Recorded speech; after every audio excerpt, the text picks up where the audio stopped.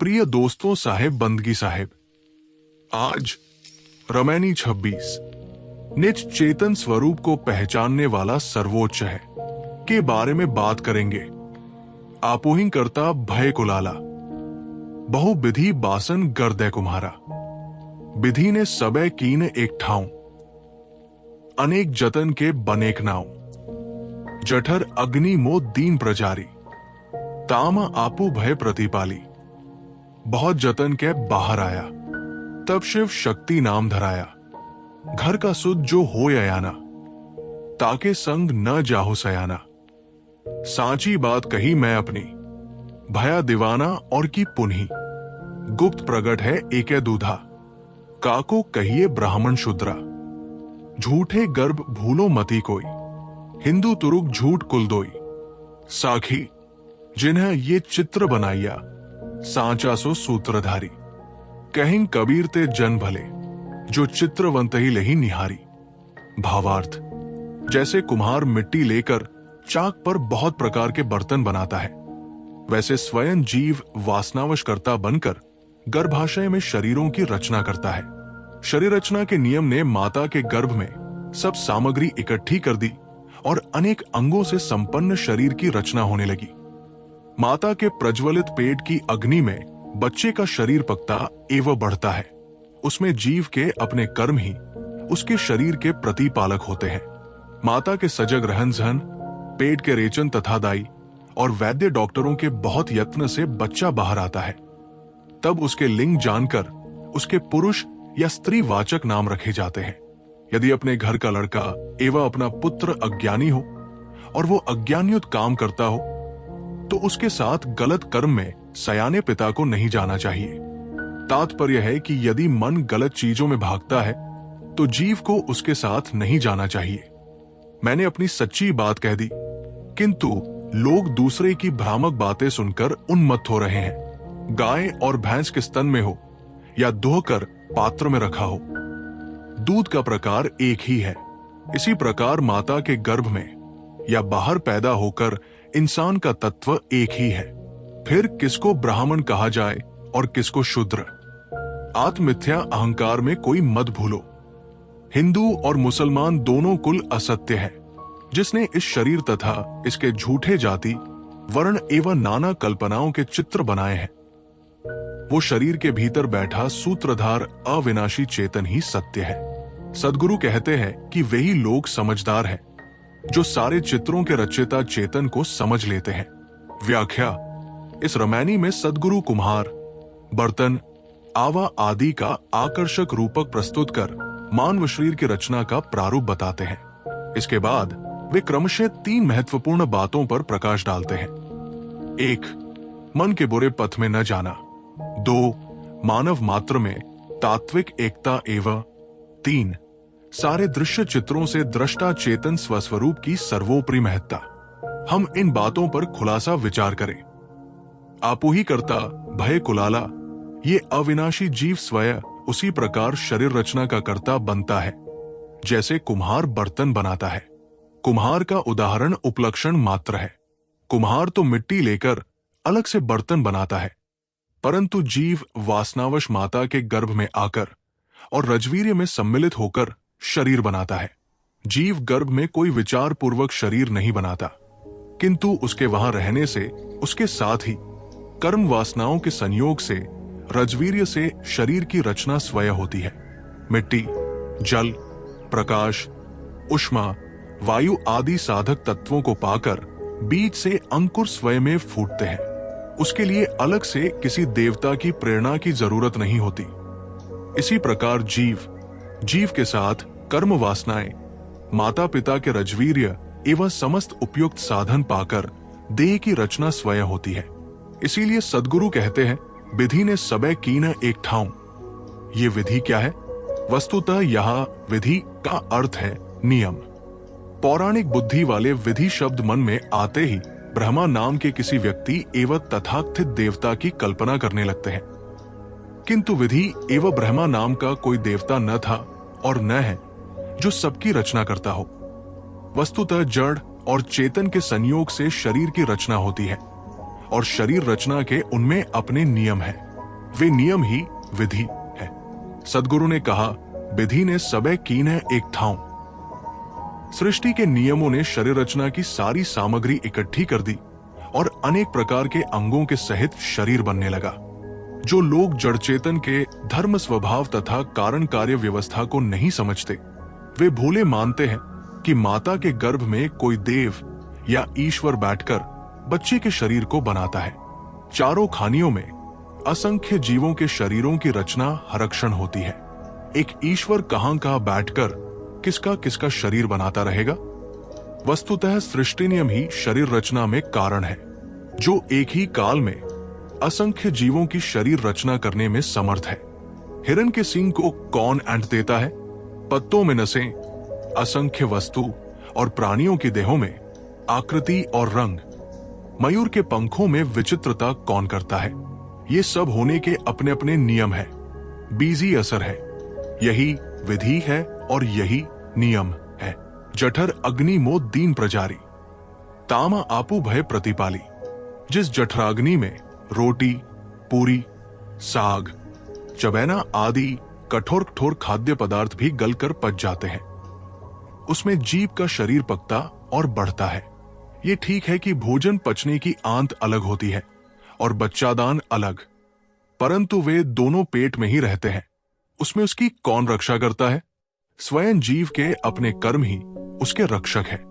यदि कहो ईश्वर रक्षक है, तो कितने ही गर्भस्थ शिशु अपंग हो जाते हैं या मृत पैदा होते हैं। वहां ईश्वर रक्षक नहीं रहा। वस्तुतः जीव के जैसे अपने कर्म होते हैं, वैसे गर्भ से लेकर जन्म, जीवन, बुढ़ापा, मृत्यु एवं पुनः गर्भवास में उसे सुख दुखों की प्राप्ति होती है। यही तथ्य है और यही सिद्धांत मनुष्यों को कर्म सुधार के लिए प्रेरित कर सकता है।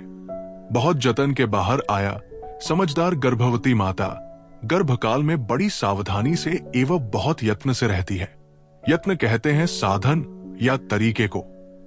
पुरुष से अलग रहना, सुपाच्य, सात्विक और स्वल्प भोजन करना, अच्छे विचार रखना, अच्छी वाणी बोलना, सद्ग्रंथों का स्वाध्याय और सत्संग कर अच्छे संस्कार बनाना आदि अनेक यलों से माता अपने गर्भ का सेवन करती है। गर्भवती माता का खाना, पीना, सांस लेना तथा विचार करना ही गर्भस्थ शिशु का खाना, पीना, सांस लेना तथा विचार करना है। गर्भ धारण करना नारी की बहुत बड़ी जिम्मेदारी का काम है। समझदार गर्भवती बहुत यत्न से रहती है। फिर बच्चा के पैदा होने में दाई तथा डॉक्टरों के भी सहयोग हुआ करते हैं। तब शिव शक्ति नाम धराया पैदा होने पर ही पता लगता है कि लड़का है या लड़की।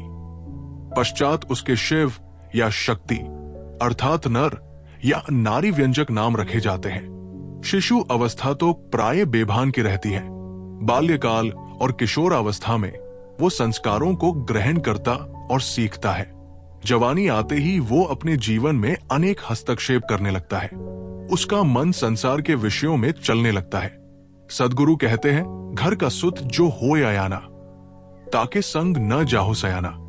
जैसे घर के बच्चे यदि कहीं बाहर जाकर झगड़ा कर लें या कोई खोटा कर्म कर लें, तो घर के सयाने तथा समझदार लोग उन बच्चों के झगड़े एवं खोटे कर्मों का पक्ष नहीं लेते, बल्कि उन्हें समझाकर सही रास्ते पर लाते हैं। वैसे ये मन घर का सुत है, अर्थात ये मन शरीरधारी जीव का बच्चा है। सदगुरु कहते हैं कि यदि तुम्हारा मन कहीं गलत जगह में जाए तो तुम भी उसके साथ मत बजाओ।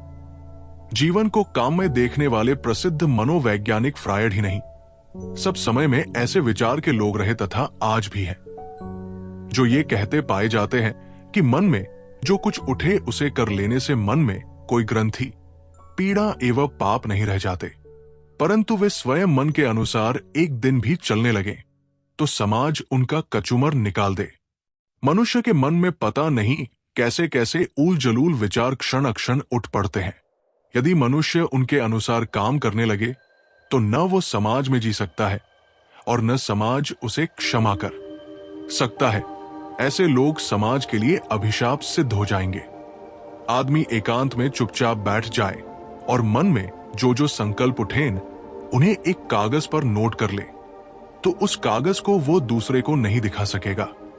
फिर उसके अनुसार वो आचरण करके कैसे जी सकता है? अतएव सद्गुरु का ये कथन अत्यंत आदरणीय है कि मन के बहकावे में समझदार को नहीं जाना चाहिए। सदैव मन को देखना चाहिए, उसकी निगरानी रखना चाहिए और उसे अपने वश में रखना चाहिए। यही सुख से जीने तथा समाज के साथ न्याय करने का तरीका है। सद्गुरु कहते हैं, सांची बात कही मैं अपनी, भया दीवाना और की पुनही। मैंने अपनी सच्ची बातें कह दी है। अब दूसरे की प्रमादी बातें सुनकर लोग दीवाने बनते हैं, तो उनके सुधारने का क्या चारा है? पुनही शब्द पुनः के लिए प्रयुक्त है। गुप्त प्रगट है एके दूधा, काको कहिए ब्राह्मण शूद्रा। झूठे गर्भ भूलो मती कोई, हिंदू तुरुक झूठ कुल दोई। ये दोनों चौपाइयां बड़ी मार्मिक है। तथाकथित बड़े बड़े विद्वान, मुल्ला, पंडित जिस भेदभाव को शिव चाप समझकर उसके निकट नहीं फटकते, उसे कबीर साहेब तृण के समान तोड़कर फेंक देते हैं। दूध चाहे गाय के स्तन में हो या दुहकर पात्र में रखा हो, एक ही समान है। इसी प्रकार माता के गर्भ में या पैदा होने के बाद मानव एक समान है। सबकी चेतना का गुण एक है। सबके शरीर में लगे तत्व एक से है। सबके शरीर माता के गर्भ में रजवीर्य से बनते हैं। सभी माताएं बच्चों को एक ढंग से पैदा करती है, मल साफ करती है, दूध पिलाती है तथा रक्षा करती है। इस प्रकार सभी मानव एक ही समान है। फिर इनमें किसको मूलतः ब्राह्मण कहा जाए, किसको शूद्र, किसको हिंदू कहा जाए और किसको मुसलमान। गुरुदेव कहते हैं, झूठे गर्भ भूलो मती कोई, ब्राह्मण, शूद्र, हिंदू, मुसलमान होने का अहंकार झूठा है। इस मिथ्याभिमान में कोई मत भूलो। मनुष्य को ब्राह्मण, शूद्र एवं हिंदू, मुसलमान की दृष्टि से न देखो। एक दूसरे को मानव की दृष्टि से देखो। सब मानव केवल मानव है। सबके साथ प्रेम का व्यवहार करना मानवता है। जिन्हें ये चित्र बनाइया, सांचा सो सूत्रधारी बड़ा महत्वपूर्ण वचन है। ये ब्राह्मण शूद्र के चित्र, हिंदू मुसलमान के चित्र, नाना मान्यताओं के चित्र और अंततः कर्मवश शरीर रूप चित्र जिसने बनाया है, वो चेतन जीव ही सच्चा सूत्रधार है। पर्दे के भीतर बैठकर सूत्र के सहारे कठपुतलियों को नचाने वाले को सूत्रधार कहते हैं, अथवा नाट्यशाला के व्यवस्थापक एवं प्रधानट को सूत्रधार कहते हैं। शरीर के भीतर बैठकर स्मृति सूत्र के आधार पर इंद्रियमन को नचाने वाला जीव ही सूत्रधार है। मान्यताओं के सारे चित्र यही बनाता है। ज्ञान विज्ञान का जहां तक फैलाव है, सबका सूत्रधार मनुष्य जीव है। सद्गुरु कहते हैं, वही भले हैं जो चित्रवंत ही लेही निहारी। चित्र रचयिता अपनी रचना में भूल गया है। वही ज्ञानी है जो अपने चेतन स्वरूप को पहचान ले। सबका कल्पक, ज्ञाता, बोधा, साक्षी चेतन स्वरूप तुम्हारा है। इसे समझो। सार यह है कि मानव की आत्मा ही सर्वोच्च है। गुरु की वाणी सुनने के लिए चैनल को जरूर सब्सक्राइब करें।